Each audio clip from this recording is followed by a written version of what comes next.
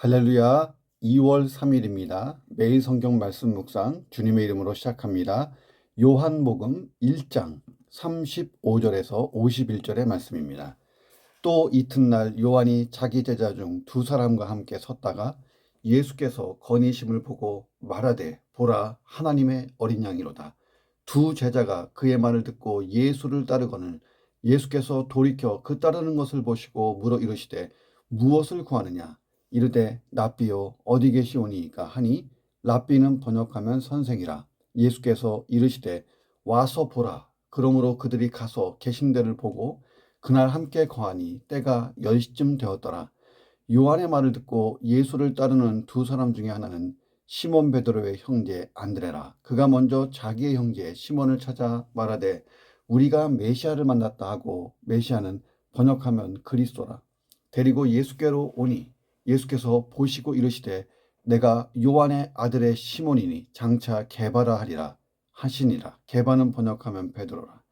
이튿날 예수께서 갈릴리로 나가려 하시다가 빌립을 만나 이르시되 나를 따르라 하시니 빌립은 안드레와 베드로와 한 동네 벳세다 사람이라. 빌립이 나다나엘을 찾아 이르되 모세가 율법에 기록하였고 여러 선지자가 기록한 그 일을 우리가 만났으니 요셉의 아들 나사렛 예수이니라.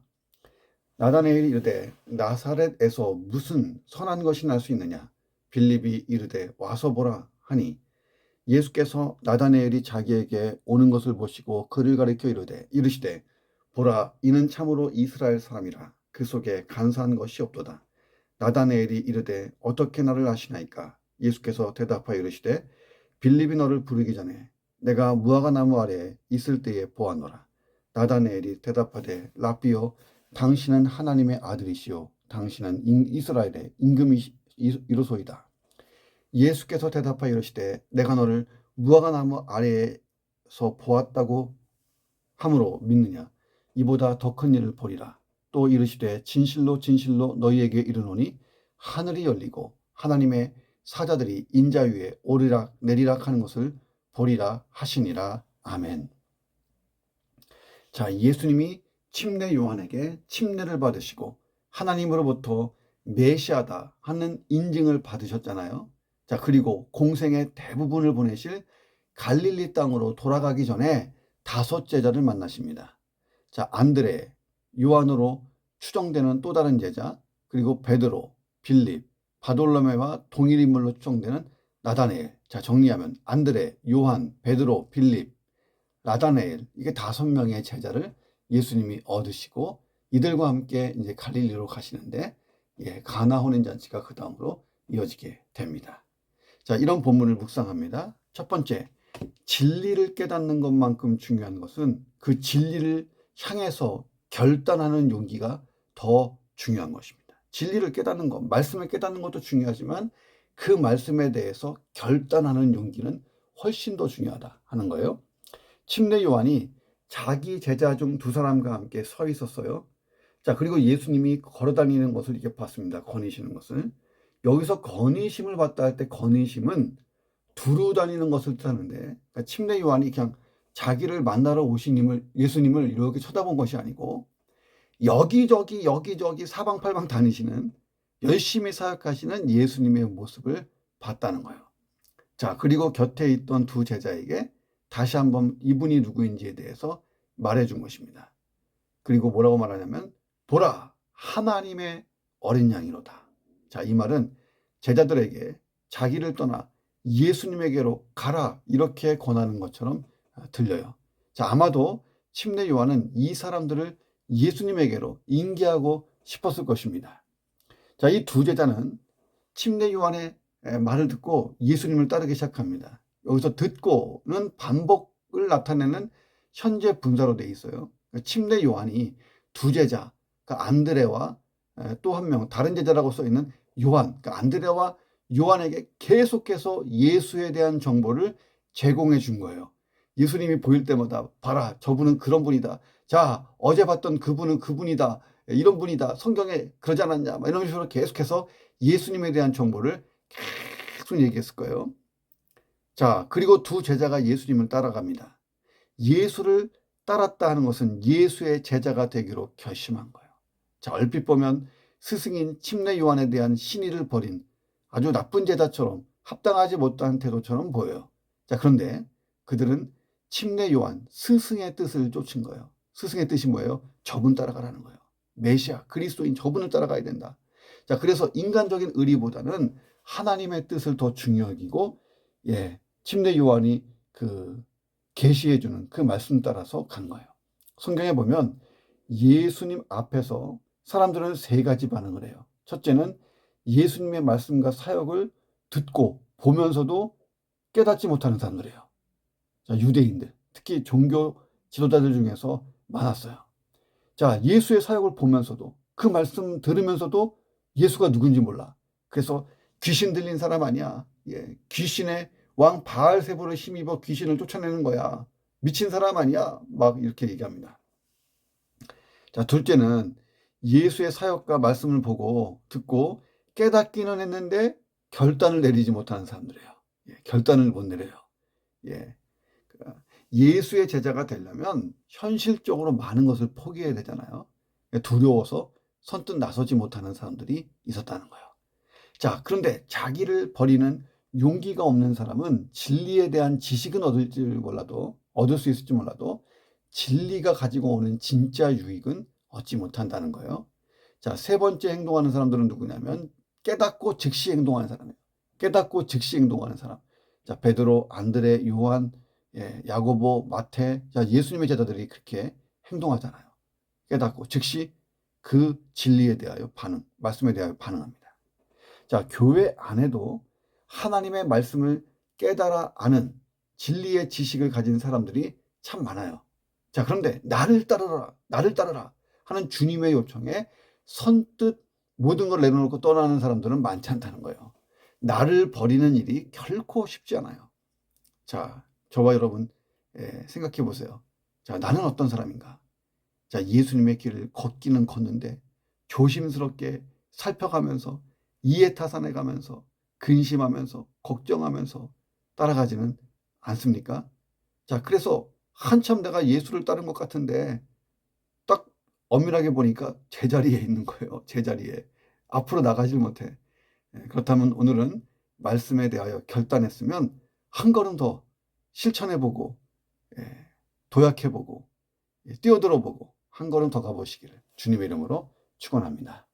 두 번째, 진정한 예수님의 제자라면 예수님이 계신 곳 어디든지 거기에 가 있고 함께 있는다는 거예요.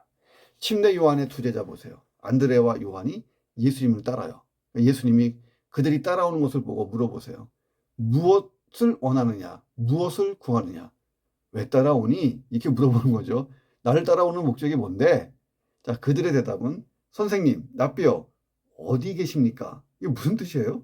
어디 계십니까? 자, 예수님이 그들을 보셨다는 것은 우리가 무엇을 보듯이 자연스럽게 그냥 쳐다보는 것이 아니고 초자연적인 능력으로 그들 마음속을 들여다보신 거예요. 그들을 쫙 보시고 이들이 뭔가 메시아, 그리스도, 진리를 찾고 있구나. 그러면서 예수님이 너네 진짜 찾는 게 뭐야? 하고 물어보신 거예요. 자, 예수님이 무엇을 원하느냐라고 물으신 것은 예수님이 계시는 곳을 예수님이 무엇을 원하느냐 하고 물으실 때에 그들이 물어보죠. 예수님 어디 계세요? 자, 이렇게 대답한 이유는 물어보는 이유는 뭐냐면 예수님 어디 계세요? 어디 계시든지 우리가 거기에 같이 있고 싶어요. 예수님 가시는 곳마다 우리가 따라가고 싶어요. 다시 말하면 제자가 되고 싶어요. 그 말이에요. 자, 예수님과 친밀한 교제를 나누고 더 알고 싶어요. 제자가 되고 싶어요. 가까이서 가르침 받고 측근이 되고 싶어요. 라고 결심한 거예요. 자, 그래서 예수님 뭐라고 말씀하세요? 와보라. 자, 이 말은 유대 랍비들이 교훈할 때 자주 사용하는 말인데 탈무드에 흔히 볼 수 있어요. 자, 그런 와봐 이런 어투로 권위 있게 제자들을 부를 때에 와봐라, 오너라 이렇게 하는 거예요. 두 제자는 예수님이 머무시는 집에서 매우 긴밀한 교제를 나누기 시작했던 것 같아요. 자, 안드레와 요한이 예수님께 기대한 것은 화려한 궁궐도 아니고 정욕에 막 이끌리면서 자극적인 연애를 즐기고 부귀영화를 쫓는 그런 속된 것이 아니에요. 자, 예수님이 메시아라고 확신했기에 그분이 가시는 곳은 어디든지 가고 그분과 함께 있기를 원했던 것입니다. 진정한 예수님의 제자는 예수님이 계신 곳에 함께 있기를 원하는 사람이에요. 주의 이름을 부르지만 여전히 모든 일에 내가 선택하고 내가 결정권을 쥐고 있다면 더 이상 그는 제자가 아닌 거예요. 예수님이 가라 하면 가야 되는데, 말씀 따라 가라 하면 가야 되는데, 어떤 것은 따라가고 어떤 것은 따라가지 않고 어떤 것은 하고 어떤 것은 주저하고 못하고 더 이상 제자가 아니죠. 예수님이 수많은 병자들을 고쳐주시고 기적의 떡을 먹이는 곳에 얼마나 많은 사람들이 모였어요. 인산인해. 진짜 예수를 따르는 제자가 수천 명 되는 것처럼 보였잖아요. 자, 그런데 예수님이 그런 일만 하신 게 아니잖아요. 구속사역을 완성하기 위해 겟세마네 동산 쪽으로 가시고 체포되어 끌려가시고, 자, 이때쯤 되니까 어때요? 쫓아가는 사람이 거의 없고 심지어 12제자들도 대부분 자리를 피했잖아요. 자, 나는 어때요? 예수님이 장미꽃을 뿌려놓은 것 같은 평탄한 길을 가실 때만 아니고 험하고 고통스러운 길을 걸어가실 때도 나는 예수를 따라갈 수 있겠는가? 찬송가의 가사가 있잖아요.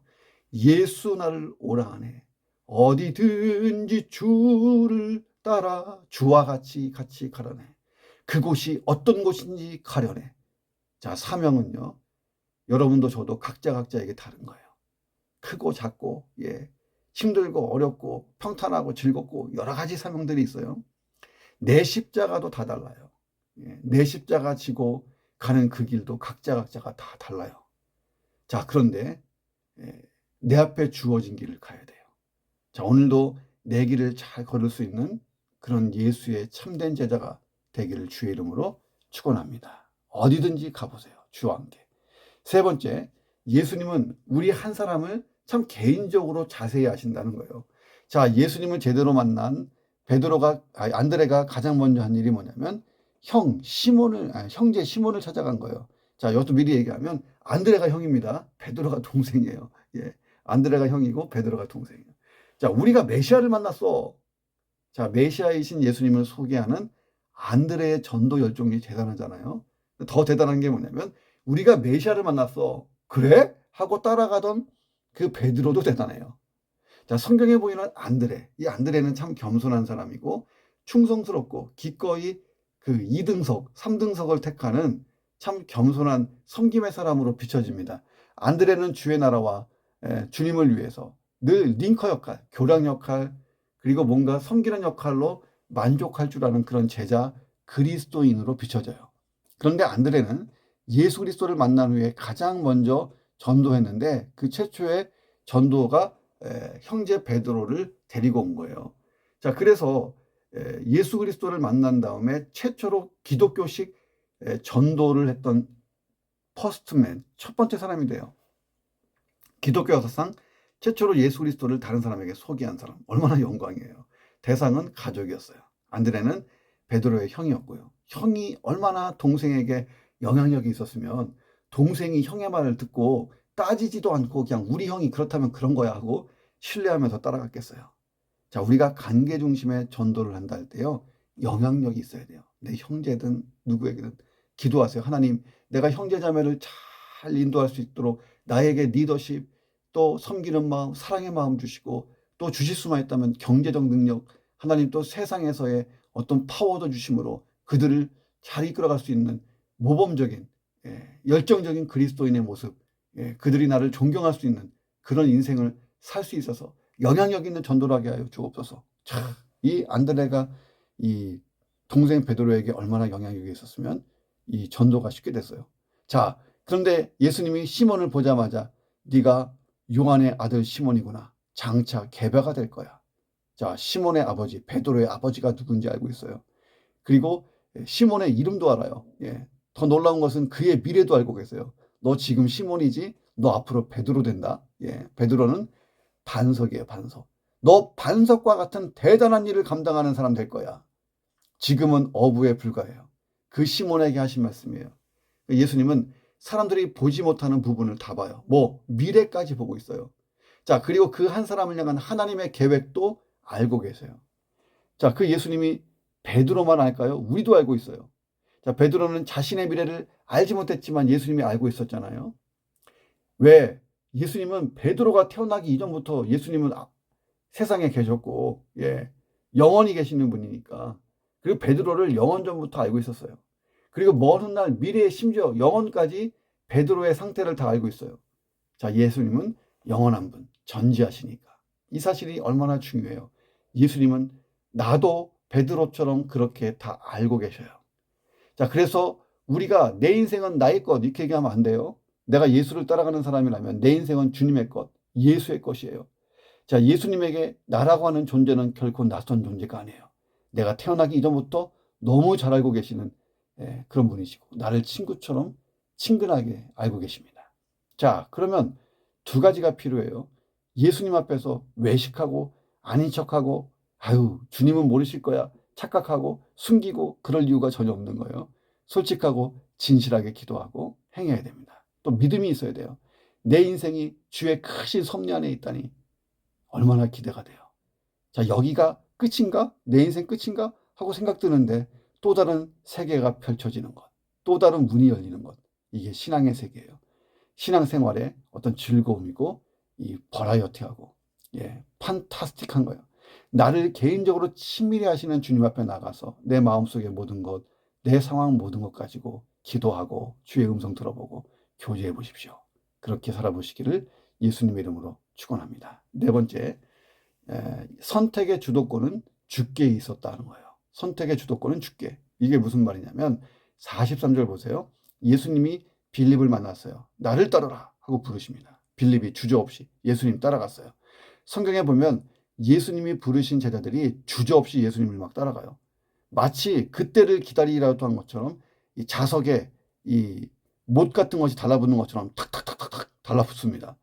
그런 장면들은 가만히 보면 선택의 주도권은 예수님, 주님께 있다, 하나님께 있다는 사실을 알려줘요. 자, 우리가 할 일은 세상에 나가서 복음을 전하는 거예요. 예수께로 데리고 오는 것까지가 우리의 할 일이에요. 복음 전도의 목적은 이 세상에 흩어져 있는 하나님의 백성을 찾아내는 거예요. 바울이 고린도에서 사역할 때에 너무 힘들어서 기도하는 밤에 하나님이 바울에게 하신 말씀이 있죠. 사도행전 18장 9절 10절 밤에 주께서 환상 가운데 바울에게 말씀하시되 두려워하지 마라. 침묵하지 말고 계속 말해라. 복음 전에 내가 너와 함께 있을 거야. 어떤 사람도 너를 대적하거나 해롭게 할 자가 없어. 자, 이 고린도 성중에 내 백성이 여전히 많아 라고 말씀하세요. 이 바울이 복음을 전하다가 마음이 쫄리고 힘들고 그러고 있는데 하나님 말씀하시는 거예요. 아니, 그들이 아무도 받아들이지 않고 소수가 예수 믿는 것 같지? 아니야. 여전히 내 백성이 많아. 자, 추수할 밭이야. 자, 복음을 전하다가 상대가 냉담하게 나오면 우리가 실망하잖아요. 자, 선택의 주도권은 나에게 있는 게 아니에요. 주님께 있어요. 주님이 선택한 자들이 구원받는 거예요. 자, 45절 보면 빌립이 나다나엘을 찾아서 모세가 율법에 기록했고 여러 선지자가 기록한 그분 메시아를 만났어. 요셉의 아들 나사렛 예수래. 자, 이후에 나오는 나다나엘에 대한 정보를 보면 이래요. 나다나엘은 율법에 정통한 유대인, 빌립은 지혜 있는 전도자. 자, 이 빌립은 나다나엘이 율법에 정통한 유대인이라는 특성을 잘 알아서 전도에 접촉점을 가져갔어요. 나다나엘이 참 좋아하는 용어를 쓰죠. 야, 나다나엘, 너 율법 잘 알고 있지? 근데 모세 율법에 기록했고 여러 선지자가 계속해서 기록했고 말했던 그분 메시아, 그분 만났어. 메시아를 만났어. 자, 나다나엘이 물어봐요. 야, 나사렛에서 무슨 선한 것이 날 수 있느냐? 자, 여기서 선한 것은 윤리적인 선함이 아니라 종교적인 선함을 의미하는 거예요. 야, 어떻게 메시아가 나사렛 같은 천한 곳에서 나와? 나사렛에서 가끔 훌륭한 도덕가, 가끔 훌륭한 군인, 부류의 예수가는 나올 수 있는데 우리가 그렇게 고대하며 기다리던 구약의 그 예언된 메시아가 어떻게 나사렛에서 나오니? 이렇게 말한 거예요. 정통 유대인들에게 이방 땅처럼 취급받던 곳이 갈릴리예요. 갈릴리는 이방과 같은 그런 땅, 천박한 땅. 그 중에서도 나사렛은 진짜 이건 아니다, 아닌 동네. 더구나 나다나엘은 메시아는 베들레헴에서 나실 거다 하는 미가서를 통해서 이미 탄생의 비밀도 미리 알고 있었잖아요. 근데 나사렛, 뭔 나사렛 이렇게 된 거예요. 빌립도 예수님을 만나기 전에는 나다나엘 같았어요. 자, 그런데 빌립이 이게 따지고 들어오는 나다나엘에게 더 이상 설명하거나 논쟁하지 않았어요. 예, 율법 박사를 어떻게 이겨요? 예, 그냥 와봐. 야, 백문이 불여일견 와봐. 그분 앞에 일단 가봐. 예, 이게 전부예요. 그분을 직접 만나보라고 적극적으로 초청해요. 자, 뒤에 나오는 구절들을 토대로 보면 예수님이 나다나엘도 이미 다 알고 있었어요. 자, 그리고 나다나엘이 장차 어떤 일을 경험하게 될지도 다 알고 있었어요. 자, 그런데 빌립을 통해서 나다나엘을 만나 주십니다. 그러니까 빌립이 전도의 통로가 된 거죠. 예수님과 나다나엘 사이에 중매쟁이가 된 거예요. 자, 우리가 할 일이 뭐냐면 빌립과 같은 거 적극적으로 예수 앞으로 데리고만 가면 되는 거예요. 그 이후의 일은 주님이 하시는 거예요. 내가 초청해야 될 그 사람이 베드로가 될지 나다나엘일지, 예, 어떤 사람일지 누가 알아요? 예, 제가 태어나서 처음으로 전도한 친구 있는데 중마고 그 친구, 예, 목사가 됐어요. 예, 저보다 훌륭한 목회를 합니다. 얼마나 좋아요. 예, 내가 최초로 전도한 사람이, 예, 그런 훌륭한 목사가 될 줄 누가 알았겠어요. 자, 모든 사람을 다 아시는 주님께로 오늘도 한 사람 한 사람 초청해 보세요. 주님이 선택한 자는 구원받을 것입니다. 우리는 그 앞에 데리고 가는 것까지예요. 자, 그렇게 살아보시기를 주의 이름으로 축원합니다. 마지막 5번째, 하나님의 부르심에는요 다 때가 있다는 거예요. 예수님이 나다나엘을 보시고 말씀하세요. 봐라, 참으로 이스라엘 사람이네. 아, 이 속에 간사한 게 없네. 나다나엘이 깜짝 놀랐어요. 어떻게 알아세요? 예수님이 말씀하세요. 야, 빌립이 너를 부르기 전에 너가 무화과 나무 아래에 있을 때 내가 봤어. 자, 이 무화과 나무는요 유대 민족의 번영을 상징하는 나무, 참 좋아하는 나무예요. 유대인들의 번영. 자, 이 무화과 나무는요 잎이 무성합니다. 그래서 그늘을 많이 만들어줘요. 여름에 그 태양볕 같은데 무화과 나무 밑에 들어가면 시원한 거예요. 그래서 무성한 가지 아래서 율법을 배우기도 하고 기도와 명상을 즐기는 것, 이것이 경건한 유대인들의 오래된 관습이에요. 예수님은 가나 출신이었던 나다나엘이 경건하게 묵상하고 자주 기도하는 모습을 신적 전지로 이미 보셨던 거예요. 나다나엘에게는 구원받을 만한 믿음이 이미 마음의 준비가 돼 있었던 것입니다. 자, 그런데 예수님이 직접 나다나엘을 부르지 않고 빌립을 통해서 이렇게 부르신 거죠. 자, 예수님이 나다나엘을 아신다 하는 것은요 무화과 나무 아래 있을 때부터 안 거 정도가 아니고 훨씬 더 거슬러 올라가야 돼요. 에베소서 1장 4절에 보니까 창세전에 그리스도 안에서 우리를 택했다라고 나와요. 예수님은 창세 전부터 나다나엘을 알고 있어요. 영원부터 영원까지 계시는 분이니까 시간, 우리 같은 시간이 아니라 그냥 영원부터 영원이에요. 다만 무화과 나무 밑에 있는 너를 보았다라고 말씀하신 이유는 나다나엘이 예수님을 신뢰하고 깨닫고 예수님 앞으로 더 올 수 있도록 나다나엘의 이해력 안에서 그렇게 예수님이 전지하신 분이라는 것을 깨닫게 해주신 것입니다. 나다나엘은 자주 무화과 나무 아래서 말씀 묵상하고 기도하고 그랬던 것 같아요. 당시 유대 종교 지도자들은 그 경건의 삶을 당시 유대 종교 지도자들과 다른 참 경건한 삶을 추구했던 사람이 나다나엘이다. 자, 그런데 예수님은 나다나엘을 미리 이미 알고 있었지만 하나님의 때가 될 때까지 기다리신 거죠. 그때가 언제였어요? 빌립이 나다나엘을 만날 때였습니다. 자, 하나님이 정하신 때와 우리가 생각하는 때가 얼마든지 다를 수 있어요. 중요한 것은 하나님의 시간이에요. 그래서 한번 전도하다가 안 됐다고 포기하지 말고 계속 그를 향해서 두들겨야 돼요. 그때를 우리는 기다리며 최선을 다하는 거예요. 복음을 전하면서 기다리고 또 계속해서 전해주다 보면 하나님의 시간에 그가 복음을 듣고 영접하고 돌아오지 않겠어요? 나다나엘이 예수님을 제대로 만나면서 고백해요. 당신은 하나님의 아들이시고 당신은 이스라엘의 임금이십니다. 자, 예수님이 그의 믿음과 영적 수준이 더 높아질 것을 예고하셨어요. 그 정도가 아니야. 너는 나를 하나님의 아들, 이스라엘의 임금 정도로 아는 게 아니고 더 큰 것을 네가 볼 거야. 하늘이 열리고 하나님의 사자들이 인자 위에 오르락 내리락 하는 것까지 네가 볼 거야. 자, 하나님의 부르심의 때를 생각하고 포기하지 않고 계속 전도하세요. 자, 나다나엘 같은 사람도 예수 앞으로, 베드로 같은 사람도 예수 앞으로, 다양한 사람들이 예수 앞으로 오는 거예요. 하나님의 시간에. 그 시간이 언제인지 모르지만 포기하지 말고 그 시간까지 계속 인내하며 전해보시기를 주의 이름으로 축원합니다. 기도합니다.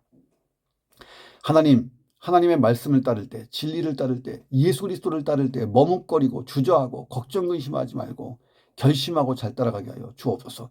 때로는 평탄한 길도 가지만 고통스러운 길로 갈 수 있습니다. 주님이 어디로 나를 인도하시든 진정한 제자라면 내 사명 잘 깨닫고 내 십자가 잘 지고 잘 걸어가게 하여 주옵소서. 나를 개인적으로 친밀하게 하시는 주님 앞에 내 마음의 모든 것을 쏟아놓고 내 상황 모든 것을 가지고 교제하며 주님 앞에 더 신실하고 진실하게 큰 믿음 갖고 살게 하여 주옵소서. 선택의 주도권은 주께 있습니다. 한 사람을 과거 현재 미래로 다 아시는 하나님, 주께로 한 사람 한 사람 초청하는 이 사역에 포기하지 않게 하시고 지치지 않게 하시고 낙심하지 않게 하시고 주님의 그 시간까지 하나님의 부르심의 때를 생각하며 계속 전할 수 있도록 도와주옵소서. 예수 그리스도의 이름으로 기도합니다. 아멘.